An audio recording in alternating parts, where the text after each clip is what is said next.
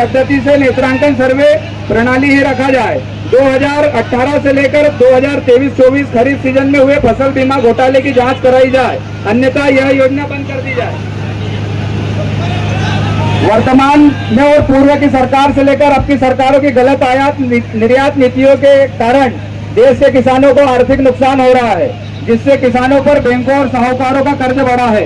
ऐसे में जब तक लाभकारी मूल्य नहीं दिए जाते, जब तक कर्जा माफ किया जाए, देश में गिरदावरी प्रणाली को बोनी के 15 दिनों के अंदर पूरा किया जाए, क्योंकि गिरदावरी प्रणाली में विलंब और जिलावार फसलों की बोनी का अनुमान कागजी आंकड़ों को देखकर ही सरकार कृषि उपज खाद्यान्न उपलब्ध कराने के उद्देश्य से इन पर काम करती है, जिसका परिणाम किसानों को भुगतना पड़ता है और मूल्य नीचे गिर जाते हैं।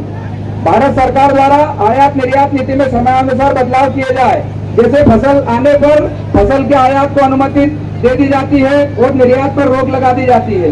इन्हें तर्क संगत बनाया जाए। जब सरकार और प्रशासन कृषि को टैक्स मुक्त मानता है, तो फिर कृषि उपकरणों और यंत्रों पर भारी भरकम जीएसटी क्यों? इसे हटाकर किसानों को डीजल पर भी सब्सिडी दी जाए। खंडवा जिले के औसत उत्पादन में सर अभी तक वृद्धि नहीं हुई है और यह बहुत पुराना अंग्रेजी शासनकाल से चला रहा है, और हर 10 सालों में मापदंड के अनुसार उत्पादन आंकड़ों में वृद्धि की जाए। पिछले 5 सालों से केंद्रीय बैंकों में किसानों को कृषि ऋण 3% ब्याज की आर्थिक सहायता नहीं दी जा रही है। आखिर किसानों का पैसा किसने खाया है? जांच कराई जाए। वहीं कृषि ऋण पूर्णतः भुगतान न कराते हुए ब्याज पर ही खाता नवीनीकरण हेतु सब्सिडी का लाभ दिया जाए।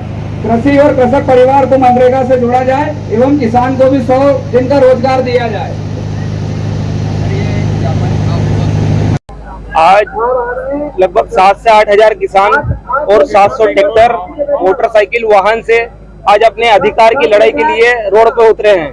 हमें अब की बार सोयाबीन 6000 पार, गेहूं 3500 रुपए का भाव मिले, मक्का 2500 रुपए क्विंटल, कपास 10,000 और जो अन्य फसलें प्याज है इनके लागत के आधार पे हमको मूल्य मिले।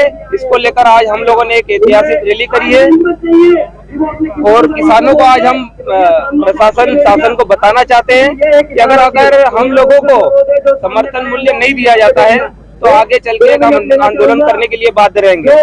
अभी सरकार ने जो एक घोषणा करी है कृषि मंत्री जी ने कि 4892 जो रेट है सोयाबीन का, उस पर समर्थन मूल्य पे खरीदी करेंगे। तो समर्थन मूल्य पे खरीदी तो करेंगे, ठीक बात है, पर लागत भी निकल रही है। अगर समर्थन मूल्य पे भी खरीदी होती है तब भी लागत नहीं निकल रही है। तो किसान को प्रति किलो 10 रुपए का बोनस दिया जाए, और अगर ये हमारी मांग नहीं मानते हैं तो आगे हम उग्र आंदोलन करने के लिए भी बाध्य रहेंगे।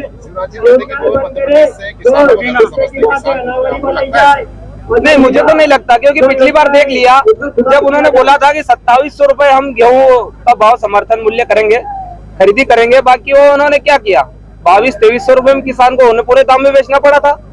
बोनस नहीं मिला किसानों को, तो कहीं ना कहीं ये चॉकलेट वाला काम है।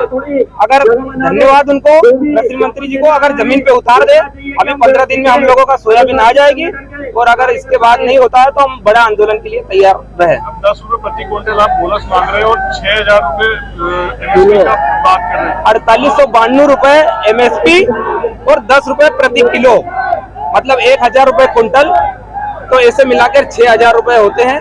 तो 6000 किसान को भाव मिलना चाहिए जब हमारी लागत निकल पाएगी। मेरा नाम जय पटेल, संयुक्त कृषक संगठन खंडवा जिला मीडिया प्रभारी।